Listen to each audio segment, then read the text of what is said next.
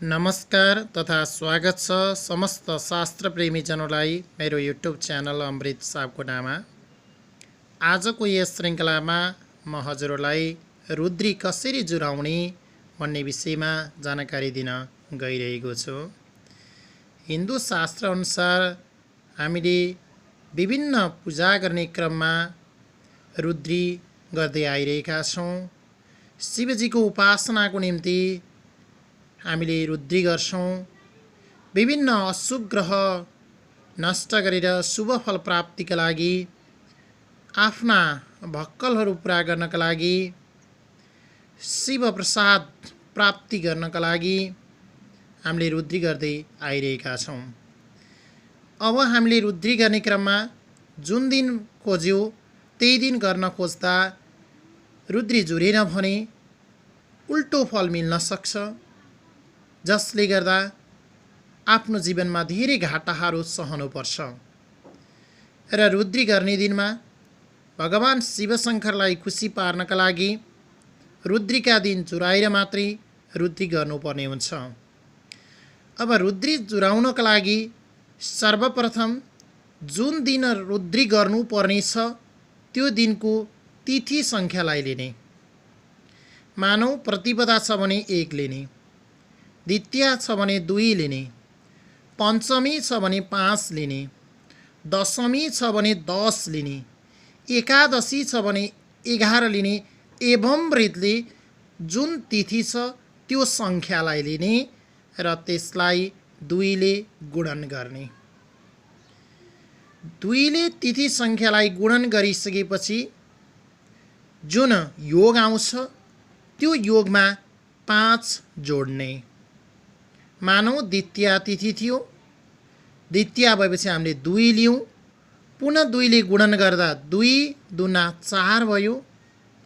जुन 4 आएको योग छ त्यसमा हामीले 5 जोड्नु पर्यो, 9 भयो।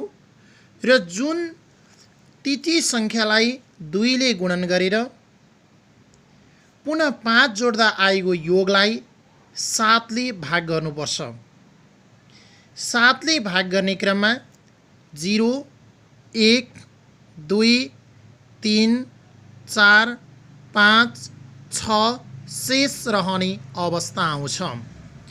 यसरी 1, 2, 3 र 5 शेष रह्यो भने त्यो दिन रुद्री गर्नका लागि शुभ छ। हामीले भगवान शिवशङ्करलाई खुसी पार्नको निम्ति, भगवान शिवशङ्करको प्रसाद प्राप्तिका निम्ति, आफ्नो मनोकांक्षा पूर्ण गर्नको निम्ति रुद्री गर्न सक्छौँ। तर 0, 4 र 6 शेष रह्यो भने त्यो दिन रुद्री गर्नु हुँदैन, त्यो अशुभ दिन ठहरिन्छ। तिथि सङ्ख्या गण्ने क्रममा शुक्ल पक्षको छ भने जति तिथि छ त्यति नै सङ्ख्या लिनुपर्छ। तर कृष्ण पक्षको तिथि छ भने त्यसमा +15 गर्नुपर्छ। उदाहरणको लागि लिउँ, मानौ 2078 जेठ 17 गते कृष्ण पक्षको पञ्चमी तिथि छ। अब यसमा रुद्री जुर्छ कि जुर्दैन हेरौँ। कृष्ण पक्षको तिथि भएको हुनाले हामीले 15 जोड्नुपर्छ यहाँ। अब हामीले मानेका छौँ 78 जेठ 17 गते कृष्ण पक्षको पञ्चमी तिथि रहेको छ। पञ्चमी तिथि भन्दा बित्तिकै 5 लिनु पर्यो, 5 जोड्छौँ हामीले, 5 लिन्छौँ। कृष्ण पक्षको भएको हुनाले +15 गर्नु पर्यो, 5 + 15 20 भयो। अब जुन तिथि हामीले लिएका छौँ त्यसलाई 2 ले गुणन गर्नुपर्छ। हामीले अगाडि कृष्ण पक्षको पञ्चमी तिथि भएको हुनाले 5 लियौँ, कृष्ण पक्षको भएको हुनाले 15, 5 र 15 जोड्दा 20 भयो। अब 2 ले गुणन गर्दा 20 दुना 40 भयो। यसरी तिथि सङ्ख्यालाई 2 ले गुणन गरिसकेपछि पुनः 5 जोड्नुपर्छ। 40 + 5 45 भयो। अब जुन आएको योग छ त्यो योगलाई 7 ले भाग गर्नुपर्छ। 45 भागा 7 गर्दा 7 छक्का 42, 3 शेष रह्यो।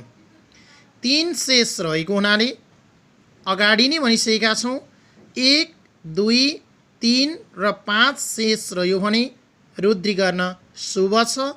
यहाँ पनि 45 भागा 7 गर्दा 3 शेष रह्यो, रुद्री गर्न शुभ छ। त्यस्तै अर्को उदाहरणको रूपमा हेरौँ। 2078 साल वैशाख 1 गते शुक्ल पक्षको पञ्चमी तिथि रहेको छ। अब यसमा शुक्ल पक्षको पञ्चमी भएको हुनाले 5 मात्रै लिन्छौँ। यसमा कृष्ण पक्षको जस्तो +15 गर्नु परेन। 5 तिथि सङ्ख्या भयो, त्यसलाई 2 ले गुणन गर्दा 5 दुना 10 भयो, प्लस 5 गर्नु पर्यो। 10 + 5 15 भयो। अब त्यो आएको योगलाई 7 ले भाग गर्नु पर्यो।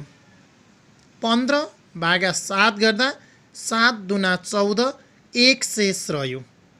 अब यहाँ 1 शेष रहेको हुनाले रुद्री जुर्यो, त्यो दिन रुद्री गर्नुहुन्छ। एवं रीतले अन्य दिन रुद्री जुर्छ कि जुर्दैन हजुरहरू सबैले आफै छुट्याउन सक्नुहुनेछ। हस्त, धन्यवाद।